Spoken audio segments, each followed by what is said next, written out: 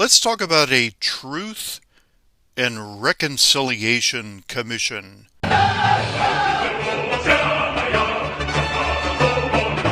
For the United States after the Trump administration.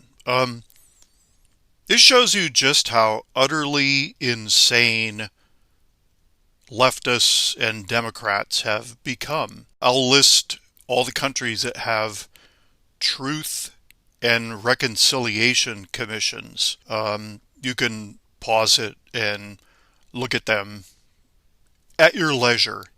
But they're set up in order to have restorative justice rather than retributive justice, so that a country can heal.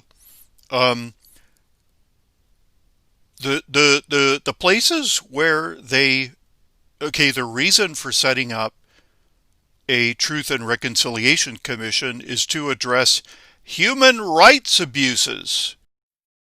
The people who have suffered such abuses come forward and tell their stories, and if granted amnesty, the people who committed the abuses come forward. We can already see the problem here. Trump has not committed any human rights abuses, and these commissions are typically set up in countries that have emerged from a civil war or a dictatorship or a period of prolonged insurrection, armed insurrection, or in the case of Canada, in order to make everybody feel good about how they treated what the Canadians call the first people. Those are the people we call Native Americans.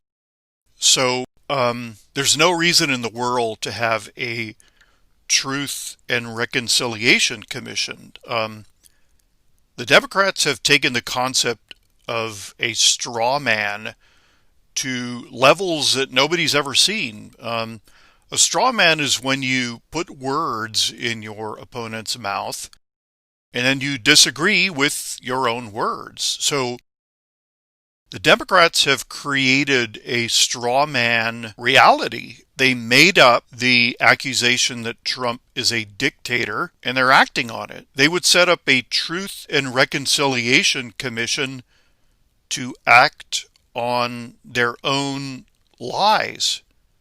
I mean, this is amazing. Not even George Orwell came up with this level of pure dystopic madness. We're told that we need this Truth and Reconciliation Commission so that this could never happen again. So that what could never happen again? Donald Trump is a perfectly fine, legitimate president. And what they're saying is they're going to, they say it's restorative, not retributive. My butt. You bet it's going to be retributive. The Democrats are seeking retribution against us, those of us who support Donald Trump. I'm under continual major league harassment, telephone harassment, and now it's escalated to some pretty creepy stuff.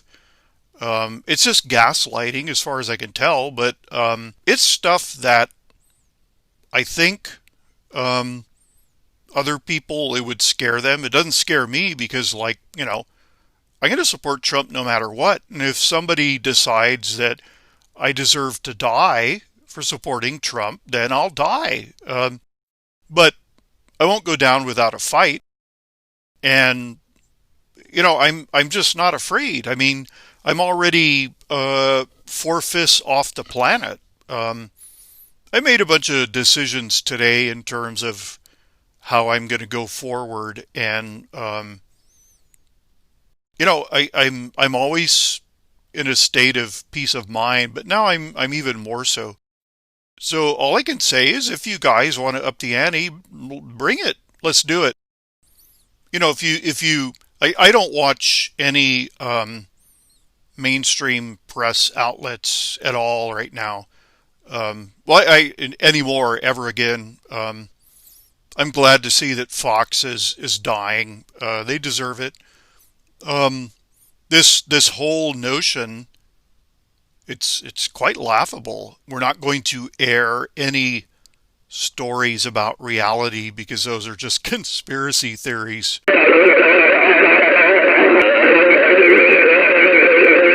I don't know if he was a second in command. I read it and then I forgot. But anyway, the guy, a big dog in the cybersecurity and infrastructure uh, security. What the hell is it called? I already forgot. CISA. Yeah, the Cybersecurity and Infrastructure Security Agency. He resigned rather than be fired. And here's what people don't get about Trump. And this is why I'm so impatient with those of you who are, you know, so afraid. Trump never puts all his eggs in one basket.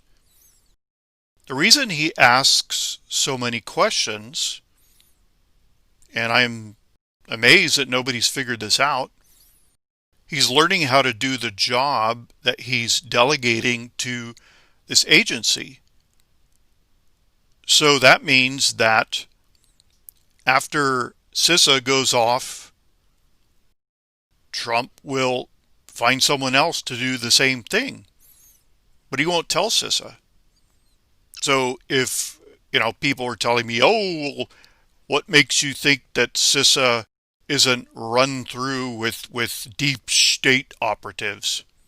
Well, it probably is, doesn't matter. Trump believes in redundancy, and that's why it's a lead pipe cinch that the job of CISA has been duplicated by someone else that CISA doesn't know about.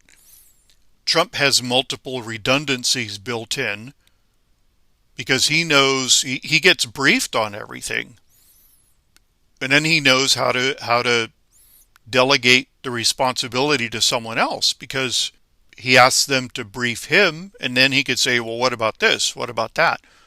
And, when you hear someone in the press saying there are zero irregularities in this election, it's just, that is a conspiracy theory. That is pure madness.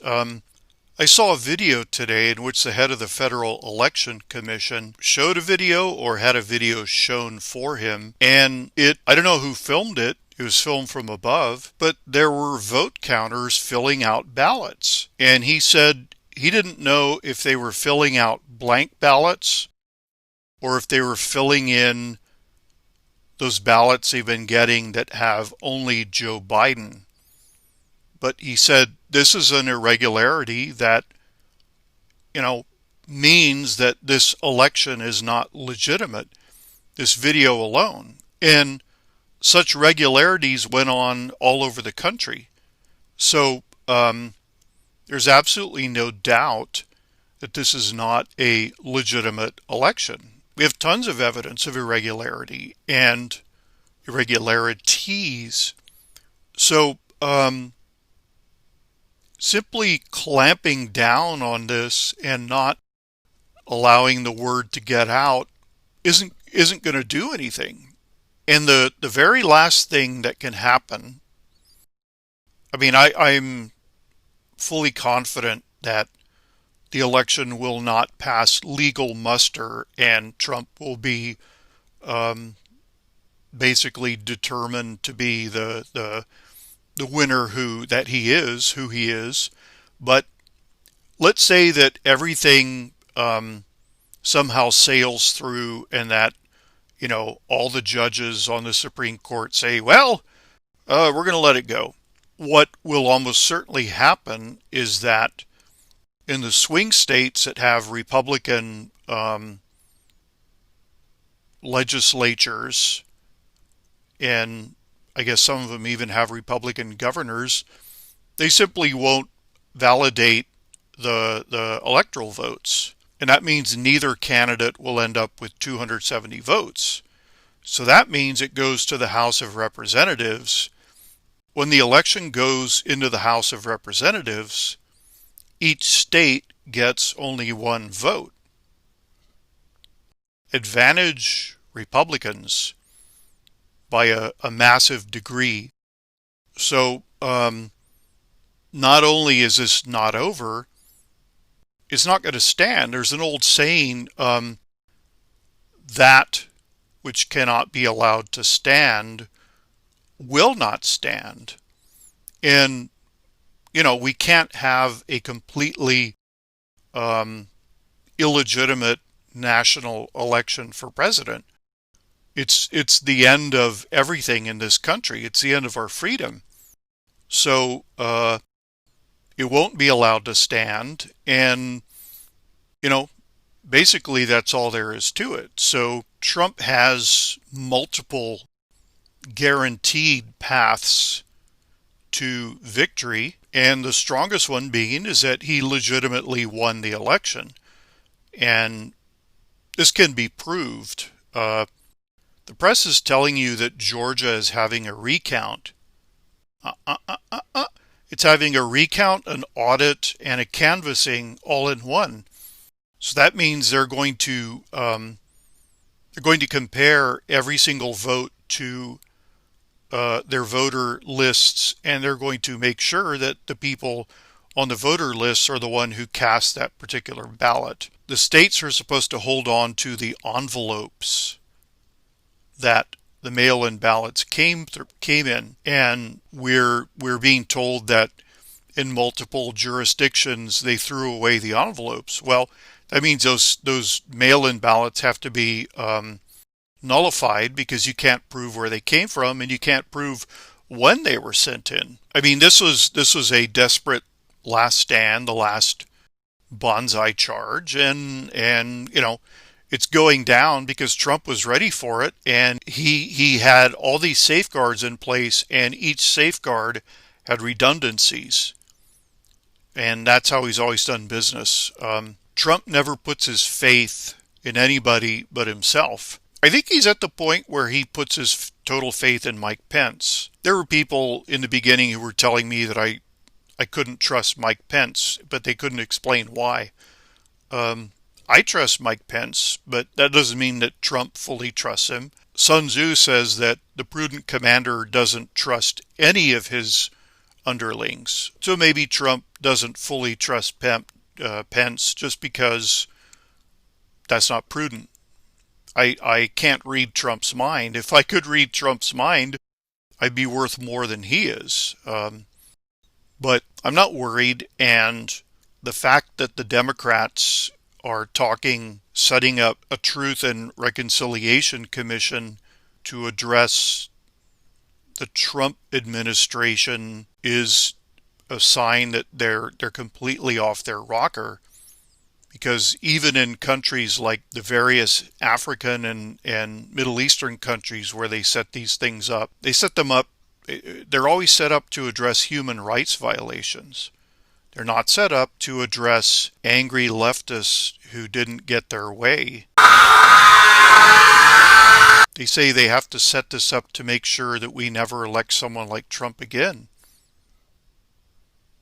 Kids, we're going to be electing only people like Trump from here on in, especially after you pulled this. I mean, we have no choice. You've shown us that you are a lawless political party. A Truth and Reconciliation Commission is set up for restorative justice, that it restores national unity and it heals. Well, do you want to be unified with Democrats? I don't. And they don't want to be unified with us. They want their retribution.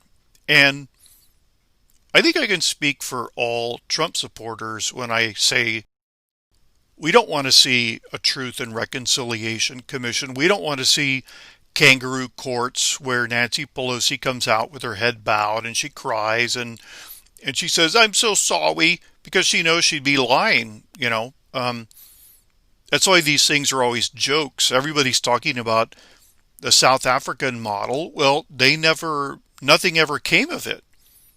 It was all words. It was all symbolism. Nobody was held accountable for anything. But at least it was set up in order to address, genuine human rights abuses. The Democrats are talking about setting one up to address the fact that we voted for the person we wanted. And Trump did not abuse anybody's human rights. So this straw man is truly astonishing. These people are absolutely crazy. Crazy people can't win. They really can't. They're easily defeated, as Trump proved. Click.